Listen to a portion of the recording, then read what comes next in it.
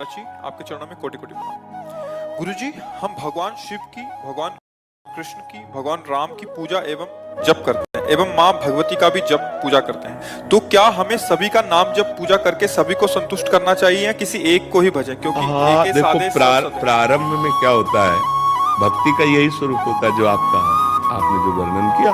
प्रारंभ में सबकी भक्ति का स्वरूप यही होता है। जब हम कक्षा 5 में पढ़ते थे तो शिव चालीसा, दुर्गा चालीसा, हनुमान चालीसा, ये सब एकत्रित कर, क्योंकि हमारा प्रारंभिक जो भक्ति का कदम होता है वो इसी तरह से चलता है। जो जो हमारे प्रियता में भगवान के नाम रूप आते गए, उनकी आराधना करते गए, इसके बाद चयन होता है गुरु का। जो रंग लाने वाली बात होती है वो होती है कि जैसे हम विविध चालीसाएं पढ़ी, विविध नाम कीर्तन किए, भगवान की कथा, तो उसके फल स्वरूप मुझे सदगुरुदेव मिले कि सदगुरुदेव ने जो नाम दिया, सदगुरुदेव ने जो इष्ट बताया, उसको पकड़ लिया। अब हम आराधना सबकी करते हैं, लेकिन प्यार सदगुरुदेव के बताए हुए नाम और उपास्य देव पर है। जैसे एक पतिव्रता पत्नी अपने देवर, ननन, सास ससुर सबकी सेवा करती है, पर पति के लिए, क्योंकि वो पति के सब हैं, उसका पर्सनल प्यार किसी से नहीं है,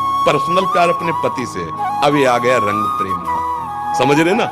ऐसे ही हम सब देवी देवता भगवान की आराधना करते हैं और मांगते हैं कि हमारे प्रभु में प्रेम हो। अब वो प्रभु कौन गुरुदेव ने आपको दिए वो देखो।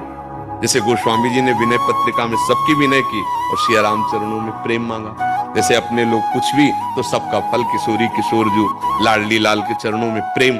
तो अब हमें ये देखना है कि अभी तक हमारी उपासना हमारे भाव से चलती रही, अब हमारे भाव का फल है गुरुदेव के भाव में हमारा भाव समाहित हो जाए, तभी वो सिद्धावस्था मिलती है। चाहे शिव बिरंची सम हुई, गुरु बिनु भवनिधि तरह न कोई। तभी कहा तात स्वर्ग अपवर्ग सुख धरी तुलाय कंग तुलनताय सकल मिल, जो सुख लव सत्स।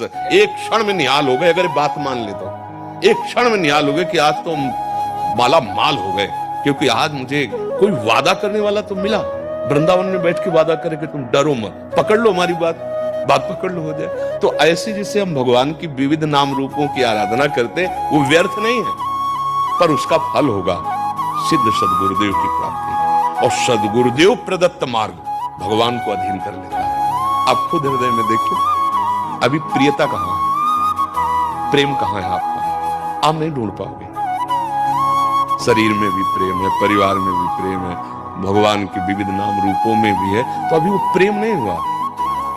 जब सबकी ममता ताग बटोरी, मम पद मन ही बांध, वो काम गुरुदेव करते हैं। तो भगवान से प्रार्थना करो कि आपसे बड़ा कोई गुरुदेव है नहीं, आप कृपा करके मुझे आदेश अंदर से करो कि मैं आपके किस नाम रूप में आसक्त हो जाऊं।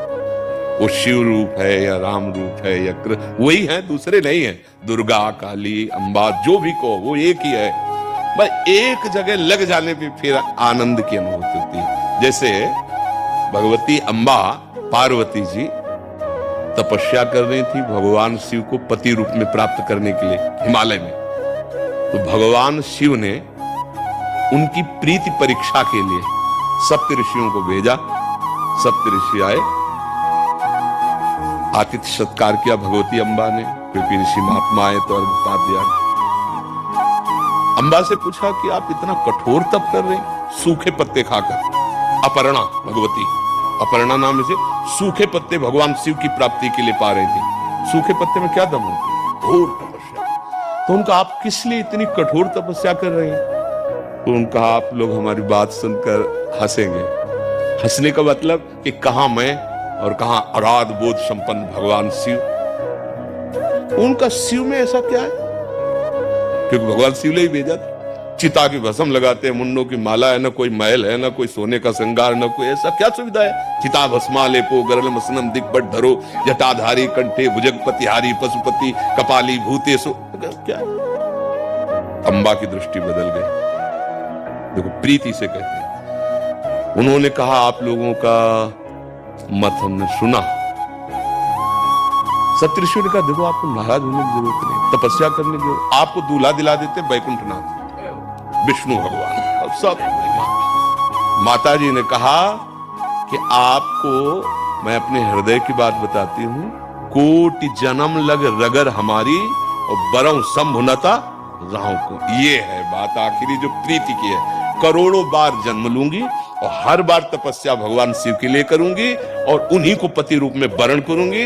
माना महादेव में कोई गुण नहीं है, विष्णु में सब गुण है, लेकिन जिसका मन जिससे रम जाता है उसको उसी से काम है। ये आई रंग उपासना की। तो अब आप देख लीजिए, आप अपने प्रभु से प्रार्थना कीजिए।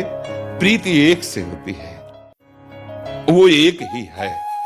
तो जब तक हम नहीं जानते तब तक बहुत रूपों में उसका हम आराधन करते हैं, पर प्रीति एक से करके बहुत रूपों में उसकी भावना कर लेते हैं। जैसे गोपीजन श्याम सुंदर से प्यार करते हैं तो कह रहे जित देखूं तित श्याममयी, अब कोई दूसरा नहीं है। जिधर देखती हूँ श्याम सुंदर ही श्याम सुंदर नजर। वो स्वामी जी राम जी से प्यार करते हैं, वो कह रहे जड़ चेतन जग जीव जत सकल राममय।